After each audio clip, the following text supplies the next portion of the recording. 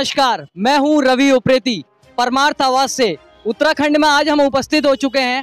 निकाय चुनाव की तारीख जो है नज़दीक आ गई है। 23 जनवरी को यहां पर निकाय चुनाव होंगे। उसी सरगर्मी में, चुनाव की सरगर्मी में आज हम पहुंच चुके हैं रामनगर में। रामनगर के यहाँ पर प्रत्याशी का कार्यालय है नरेंद्र शर्मा जी का। इनसे आज हम यहाँ पर बातचीत करेंगे कि किन मुद्दों पर वो उत्तराखंड में निकाय चुनाव पर उतरे हैं, उनके क्या मुद्दे हैं। यहाँ की जनता से भी रूबरू होंगे, यहाँ की जनता से पूछेंगे उनके प्रश्न कि उनको क्या क्या समस्याएं हैं, और यहाँ के प्रत्याशी जो इन चुनाव में उतरे हैं सभी पार्टियों के, उनसे भी प्रश्नों से पूछे जाएंगे कि उनके क्या जनता के लिए क्या वादे हैं, वो क्या जनता से वादा करना चाहते हैं, वो किस तरीके से रामनगर की स्थिति को सुदृढ़ करेंगे, वो किस तरीके से यहाँ के डेवलपमेंट को आगे बढ़ाएंगे। आगे की रिपोर्टिंग जारी है। आज हम पहुँचे हैं रामनगर नगर निगम चुनाव के लिए। यहाँ के प्रत्याशी नरेंद्र शर्मा जी, जो कि अभी आप देख रहे हैं मंदिर से निकलते हुए यहाँ की जनसभा को संबोधित करेंगे। अपार जनसंख्या इन्हें यहाँ पर इकट्ठी कर रखी है। काफ़ी जनसमूह, काफ़ी जनमत इनके पक्ष में दिखाई दे रहा है। करते हैं एक वार्ता चुनावी यात्रा के साथ नरेंद्र शर्मा जी के साथ में। सर नमस्कार। नमस्कार। पहले मैं परमार्थ आवाज का बहुत हार्दिक अभिनंदन करता हूँ रामनगर में, और स्वागत करता हूँ इस रामनगर के नगरपालिका चुनाव। सर काफ़ी अच्छी भीड़ इकट्ठा कर रखी है, अच्छा जनसमूह आपके समर्थन में दिखाई दे रहा है। कैसे लेते हैं चुनाव को आप अपने साथ? देखिए, रामनगर नगरपालिका चुनाव में मैं निमित्त मात्र जो है प्रत्याशी हूँ, लेकिन जो चुनाव में जो है असली वास्तव में चुनाव कोई अगर लड़ रही है, रामनगर की जनता लड़ रही है, और वो रामनगर में परिवर्तन चाहती है, इसलिए रामनगर की जनता चुनाव में। क्या मुद्दा है सर? आपके क्या चुनावी मुद्दे हैं? देखिए, हमारा चुनावी मुद्दा है रामनगर को नशा मुक्त और विकास युक्त करना। मेन मुद्दा तो यही है। सर आपको क्या लगता है कि यहाँ पर रामनगर की जो यहाँ की जो पब्लिक है, जितने भी डेवलपमेंट के कार्य हो रहे हैं, उसमें ऐसे कौन से कार्य हैं जिनमें आपका विशेष ध्यान रहेगा, आप उस पर ज़्यादा कार्य करेंगे? इस जनता को आपकी तरफ से क्या आश्वासन रहेगा? देखिए, रामनगर में विगत 20 वर्षों से एक ही व्यक्ति का जो है शासन रहा, और रामनगर के विकास को उन्होंने जो है गति को जो है रोक दिया। और मेरा ये रामनगर की जनता से वादा है कि मैं आने वाले समय में अगर आप मेरे को चेयरमैन के पद पर जो है टॉर्च के निशान पर मोहर लगाकर अगर मुझे आप चेयरमैन के पद पर बैठाते हैं, तो निश्चित तौर पर जनता की जो जन भावना है उस पर खरा उतरूँगा। मेरा पहला मुद्दा यह है कि मैं रामनगर का जीर्ण शीर्ण जो भवन जो है 1957 का जो भवन बना हुआ है नगर पालिका का, उसका जीर्णोद्धार करूँगा, उसको हाईटेक बनाऊँगा। उसमें जो है कार्यालय भी होगा, उसमें जो है पालिका बाजार भी होगा, उसमें जो है पार्किंग भी होगी, और उसका नाम भी हमने घोषित कर दिया है। उसका नाम हमने अपने संविधान निर्माता बाबा भीमराव अम्बेडकर, डॉक्टर भीमराव अम्बेडकर के नाम से जो है वो भवन जाना जाएगा। इसके अतिरिक्त रामनगर में सामुदायिक भवनों की बहुत कमी है, चाहे वो रामनगर के लखनपुर में हो, पंपापुरी में हो, या भवानीगंज में हो, या फिर हमारे जो है बम्बागेर में हो, या खताड़ी में हो, या गुल्लरघट्टी में हो। यहाँ सामुदायिक भवनों की बहुत कमी है, जिसकी वजह से गरीब लोगों को बड़ी दिक्कत आती है। कांग्रेस के समर्थित जो वो है क्या नाम चेयरमैन, निवर्तमान चेयरमैन है, उन्होंने एक भी सामुदायिक भवन का निर्माण नहीं किया। इसकी वजह से रामनगर की जनता सड़कों पे अपने शादी की विवाह के कार्यक्रम करने के लिए मजबूर होती है। मैं इससे उनको निजात दिलाऊंगा। उन सामुदायिक भवनों के भी हमने नाम रख दिए। स्वर्गीय सुमन सिंह जिन्ना के नाम से सामुदायिक भवन होंगे, पंडित दीनदयाल उपाध्याय जी के नाम से वो सामुदायिक भवन होंगे, डॉक्टर अब्दुल कलाम के नाम से वो सामुदायिक भवन होंगे। उनके नाम भी हमने निश्चित कर दिए। इसके अतिरिक्त नगर पालिका परिसर के अंदर एक सामुदायिक भवन है बहुत पुराना, जिसको नगर पालिका के चेयरमैन ने कूड़ा घर बना दिया है। उसको पुनः जनता को समर्पित करेंगे। उसका नाम भारत रत्न पंडित गोविंद वल्लभ पंत के नाम से रखा जाएगा। इस प्रकार की कई योजना है। हमारे शहर की सीवेज लाइन की योजना है। रामनगर के लोगों को मालिकाना हक प्राप्त करने के लिए नदी में नीति जो है उसका सरलीकरण की मांग है। पंपापुरी, भरतपुरी, दुर्गापुरी के जो लोग हैं वो जो है बहुत परेशान है, उनको मालिकाना हक नहीं मिल पा रहा है। उसके लिए मैं नगर पालिका की प्रथम बैठक जब होगी उस दिन जो है मैं उसमें प्रस्ताव पास कर उत्तराखंड की सरकार को इसको भेजूंगा, ताकि जो है लोगों को मालिकाना हक प्राप्त हो सके। क्या एक निर्दलीय आपकी निर्दलीय दावेदारी है, इस पर क्या कहना चाहेंगे?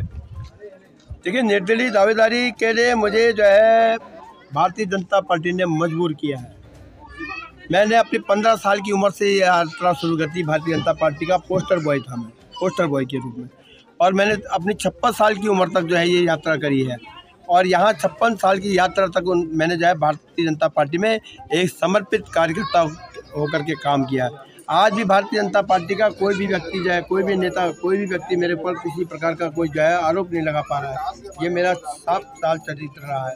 लेकिन आज मैंने देखा है कि भारतीय जनता पार्टी ने मुझे जो है इन 43 वर्षों का जो प्रमाण पत्र निष्कासन के रूप में दिया है, मैं उसे बहुत सहर्ष से स्वीकार करता हूँ। सहर्ष से इसलिए स्वीकार करता हूँ, इससे ज़्यादा उनके पास मेरे को देने के लिए कुछ था भी नहीं। लेकिन मैं इतना ज़रूर कहना चाहता हूँ कार्यकर्ताओं से भारतीय जनता पार्टी के, देखो जिस प्रकार का प्रमाण पत्र आज भारतीय जनता पार्टी ने निष्कासन के रूप में मुझे दिया है, क्या आप इससे संतुष्ट हैं? क्या आप इससे संतुष्ट हैं? क्या भारतीय जनता पार्टी के जो कार्यकर्ता हैं, क्या भारतीय जनता पार्टी का जो ठाठी वोटर है, परंपरागत वोटर है, क्या वो मेरे को जो 43 साल में आज भारतीय जनता पार्टी ने प्रमाण पत्र निष्कासन के रूप में दिया है, क्या वो इससे संतुष्ट हैं? क्या वो इससे मेरे साथ न्याय मानते हैं? अगर वो मेरे साथ इसको अन्याय मानते हैं तो निश्चित तौर पे उन्हें अपनी आत्मा की आवाज़ पे पुनः विचार करते हुए मेरे को अपना सहयोग देना चाहिए। मैं फिर पुनः लौटूंगा। सर, यहाँ की जो इतनी महिलाएं बैठी हैं आपके साथ में, इन महिलाओं के लिए आपने कुछ विशेष, कुछ ऐसा कुछ सोचा हो जो अभी तक इन कार्यों में नहीं सम्मिलित हुआ है? बिल्कुल सोचा है मैंने। ये जो महिलाएं जुड़ी हैं मेरे साथ, इनको बहुत विश्वास है मेरे पर, इसलिए मेरे साथ जुड़ी है, ऐसी नहीं जुड़ी हैं। उनको पता है कि जो मैं वादे कर रहा हूँ, हम सर देख रहे हैं यहाँ पर काफ़ी महिलाएं, उनको मैं धरातल पे उतारूंगा। और धरातल पे उतारते हुए मैंने इनको वादा किया है इन महिलाओं को कि मैं आपको समूह के माध्यम से नगर पालिका में काम दूंगा। इतना ही नहीं, आप अपने घर के छतों के ऊपर एग्रीकल्चर की फार्मिंग कर सकते हैं। मैं उसके लिए नगर पालिका से आपको लोन भी दूंगा, ताकि आप अपने घर में ऑर्गेनिक सब्जियां जो होती हैं उसको अपने घर में उगाएं और स्वयं भी खाएं, और जो है अपने अड़ोसी पड़ोसी को भी दें।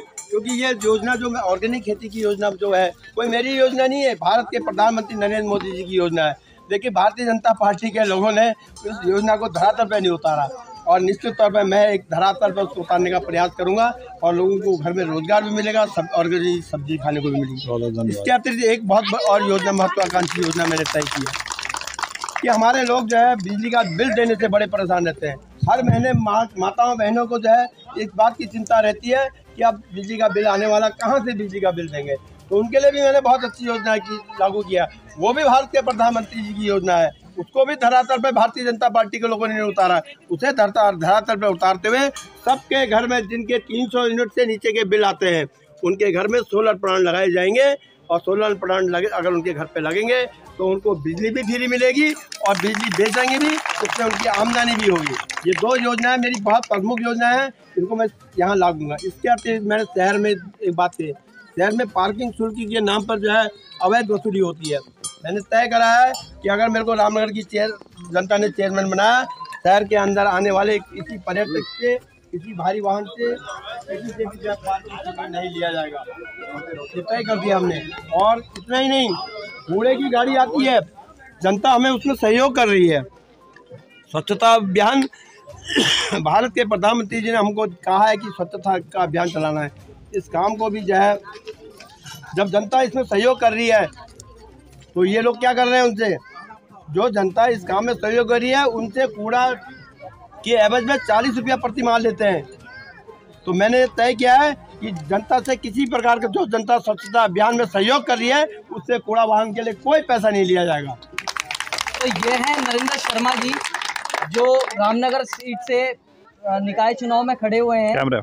एक तरफ तो सर आप केंद्र की योजनाओं का, मोदी जी के काफ़ी प्रशंसक लग रहे हैं, और एक तरफ आपको बीजेपी से यहाँ लड़ना है। सर, कैसे जनता को यहाँ पर जो समीकरण बनेगा उसको कैसे आप निजात पाएंगे, उस चीज़ से कैसे लड़ेंगे?